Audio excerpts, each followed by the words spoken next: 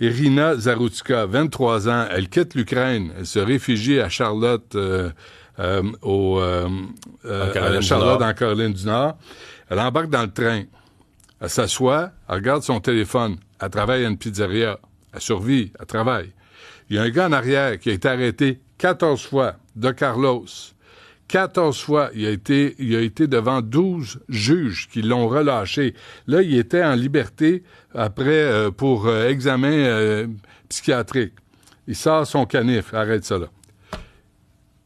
Il l'a à peu près décapité.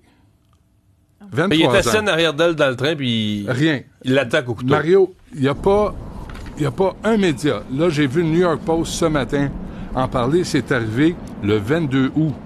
Le 22 août. Ça fait 2 semaines plus. Ça fait 2 semaines. CNN, nomme-les, là. New York Times. Il n'y a pas un média qui en a parlé. On a tout viré pour George Floyd, qui était un accro au fentanyl et qui avait mis un gun sur le ventre d'une femme enceinte, soit dit en passant. Ouch! Qui a été tué par un policier, j'en conviens. 74 000 articles à propos de George Floyd. Irina Zarutsika, 0. Il y a une page Wikipédia qui vient de sortir ce matin sur la situation. C'est complètement aberrant. La mairesse Lyles, tu sais, quand on parle des mairesses, là, comme on a ici, là, ou l'autre tarte à Toronto, là, les woke, là. Elle dit, faut pas condamner de Carlos, faut avoir de la compassion, faut comprendre les problèmes de santé mentale. Comment ça fait que t'es en liberté, lui? Ça a coûté la vie de cette femme-là. Il n'y en a pas de manifestation. Il n'y a aucun commerce qui a été brûlé. Il n'y a aucun vandalisme qui a été fait à la mort de cette femme-là qui demandait rien.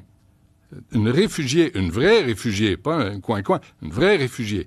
Prend le train. Pour aller travailler à sa pizzeria. Elle revenait de travailler de sa pizzeria, elle gagne sa vie, elle s'assoit, puis le gars lui plante 3 fois son canif dans la gorge. Elle est morte. Et les médias n'en parlent pas. Ni ici, ni aux États-Unis, ni nulle part. Tu trouves ça sur X. X, le véhicule diabolique d'Elon Musk.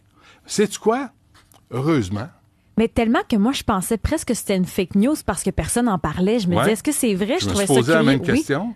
Mais là, à un moment donné, il y a des images, il y a des comptes rendus, il y a des réactions de la mairesse qui dit « Faut avoir de la compassion. » Tu me niaises-tu? Le gars, 2 fois sur les 14 accusations d'agression contre des femmes. T'es en liberté. Les juges ne rendent pas de compte. Et c'est pareil au Québec, là. Les juges ne rendent pas de compte. Ils prennent des décisions imbéciles, puis jamais on leur demande de rendre des comptes. T'appelles la magistrature, dis, mon Dieu, faut pas parler à ça, là. Ça fait pas pipi caca dans la vie, là, ces gens-là. Fait qu'à un moment donné, il faut se ramener à la réalité, puis lâcher. Il y a des gens, tu me disais, qui allument, là, sur le mouvement woke, là, puis la dérive là, de revendications complètement imbéciles, là, démesurées en fonction d'une minorité.